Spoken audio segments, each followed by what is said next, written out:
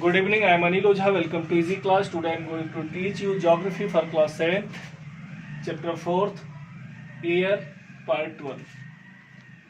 According to the chapter of air, our earth is surrounded by a huge blanket of air called atmosphere. All living beings on this earth depend on the atmosphere their survival. Without this blanket of protection, we would be baked alive by the heat of the sun during day and get frozen during night. Means जो यह जो अर्थ है यह चारों तरफ से हवा के आवरण से ढका हुआ है और यह जो हवा का आवरण है इसे ही हम एटमॉस्फेयर कहते हैं। सभी लिविंग बींग्स को ह्यूमन प्लांट्स जो है डिपेंड करता है इस अर्थ पे, इस एटमॉस्फेयर पर आधारित है फॉर देयर सर्वाइवल, अपनी जीविका हेतु, अपने जीवन के लिए। मीन्स इसके बिना हम नहीं जीवित रह सकते। It provides more vital gases and इसके बिना यह जो पृथ्वी है वह बेक्ड हो जाएगी। किससे बेक्ड हो जाएगी, किससे सेक दी जाएगी? तो हीट ऑफ द सन, सूर्य की गर्मी से दिन के दौरान और रात के दौरान यह बर्फ जैसी जम जाएगी। So atmosphere is very necessary for the human and plants, and a lot of gases are present in our atmosphere. We can understand about this chart. Nitrogen gas are presented in, we can say, abundant, यानी प्रचुर मात्रा में सबसे ज्यादा nitrogen gas है 78%, और oxygen जो है 21% है। इसके बाद carbon dioxide 0.03%, argon 0.93%,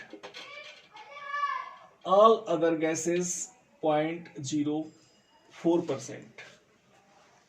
So we can understand this is the composition of atmosphere.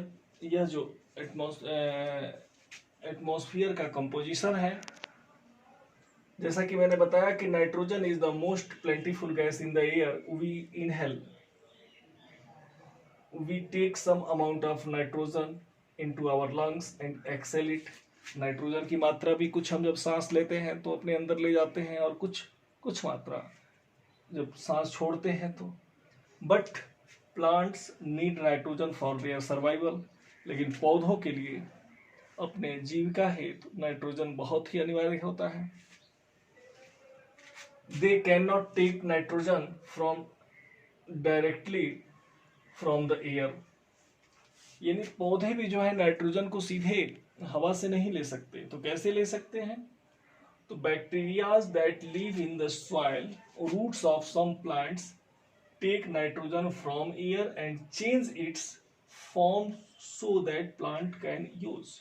जो मिट्टी में बैक्टीरिया पाया जाता है और कुछ पौधों के जड़ों से यह हवा के माध्यम से नाइट्रोजन लेते हैं और इसे चेंज करते हैं ऐसे फॉर्म में जिस रूप को प्लांट्स यूज कर सकते हैं। तो यह नाइट्रोजन के बारे में क्या समझा हमने? सबसे ज्यादा प्रचुर मात्रा में नाइट्रोजन गैस विद्यमान है। Second, oxygen. Oxygen is the second plentiful gas in the air. Green plants produce oxygen during photosynthesis. Carbon dioxide is another important gas. Green plant use carbon dioxide to make their food and release oxygen. जो हरे पौधे हैं अपना इसका प्रयोग करते हैं अपने भोजन को बनाने के दौरान और छोड़ते क्या है? ऑक्सीजन। ऑक्सीजन जो ह्यूमन बीइंग्स है ऑक्सीजन लेता है और कार्बन डाइऑक्साइड को छोड़ता है। तो इस तरह से बैलेंस बना रहता है प्लांट्स और ह्यूमन बीइंग्स के बीच में। The amount of carbon dioxide released by human और animal seem to be equal to amount used by plant which make a perfect balance। यह बराबर मात्रा में होनी चाहिए, इसीलिए पेड़ों की कटाई पर रोक लगाई जाती है। फिर जो फैक्ट्रियों में धुआं या अन्य गैसें निकलती हैं, इससे बैलेंस बिगड़ता है, ग्लोबल वार्मिंग की प्रॉब्लम आती है। तो अतः इन सब चीज़ों पे जो बैलेंस बना रहता है, इससे सामान्य जनजीवन या सरवाइव करने के लिए यह कार्बन डाइऑक्साइड और ऑक्सीजन भी बहुत ही महत्वपूर्ण गैस है। Okay, structure of atmosphere. Atmosphere का स्ट्रक्चर देख लिया जाए। From the surface of the earth and top of the space we can classified into five types. कौन कौन से टाइप्स हैं तो देख लिया जाए। ट्रोपोस्फेयर सबसे नीचे, स्ट्रेटोस्फेयर सेकंड, स्ट्रेटोस्फेयर के बाद फिर स्ट्रेटोपॉज हो जाएगा। आफ्टर दैट मेसोस्फेयर, फिर मेसोस्फेयर पॉज, फिर थर्मोस्फेयर, और लास्ट जो है सबसे अपर मोस्ट एरिया एक्सोस्फेयर। तो ये स्ट्रक्चर है एटमॉस्फेयर का। One by one we can understand. Troposphere, troposphere क्या है? तो ट्रोपोस्फेयर की जो एवरेज हाइट होती है from the earth surface we can take 13 kilometre, यहां से लेके 13 किलोमीटर ऊपर तक। इस दौरान इस 13 किलोमीटर में क्या क्या होता है? रेनफॉल, फॉग और हेल स्टॉर्म, ओले पड़ना, कोहरे, ये सारी चीजें 13 किलोमीटर के अंतर्गत होती हैं। सबसे जो बिलो यानी निचला हिस्सा है, जो 0 से 13 किलोमीटर, इसे हम ट्रोपोस्फेयर कहेंगे। आफ्टर दैट स्ट्रेटोस्फेयर, स्ट्रेटोस्फेयर कितना होगा? From 13 to 15 kilometre.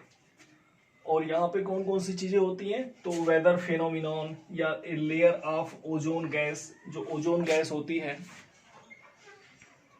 Ozone gas जो सूर्य की अल्ट्रावायलेट रेज से ह्यूमन को रक्षा करती है, जिसे हम पराबैंगनी किरणें बोलते हैं, और यहीं पर ओजोन परत पाई जाती है। और यह ओजोन परत तमाम साइंटिस्ट ने इसके विषय में अध्ययन किया है। इसमें कुछ छिद्र हो गए हैं और इसके चलते मनुष्यों को बहुत नुकसान होता है। तो जो ओजोन गैस की चर्चा की जाती है, ओजोन लेयर की चर्चा की जाती है, ओजोन लेयर, तो ओजोन लेयर जो है वह पाया जाता है स्ट्रेटोस्फीयर के अंतर्गत। आफ्टर दैट मेसोस्फीयर, मेसोस्फीयर क्या है? अबोव द स्ट्रेटोस्फीयर, स्ट्रेटोस्फीयर के ऊपर होगा। It extend up to height of 80 kilometre, यह 80 किलोमीटर तक हाइट है स्ट्रेटोस्फीयर के ऊपर। तो इसके अंतर्गत क्या होगा? तो मेट्रोइड्स born up in this layer and entering from the space। जो मेट्राइड्स चमकते हुए जो स्टार होते हैं, वह इसमें बिजली की तरह उनकी चमक दिखाई देती है। तो जो हमें आसमान में रात को इस तरह का दिखाई देता है, जो 80 किलोमीटर के अंतर्गत, उसे हम किस लेयर में कहेंगे? तो मेसोस्फीयर के अंतर्गत। Next thermosphere. थर्मोस्फीयर क्या है? तो it extend between 18 to 14 kilometre. This layer help in radio transmission. इसके अंतर्गत रेडियो ट्रांसमिशन आता है।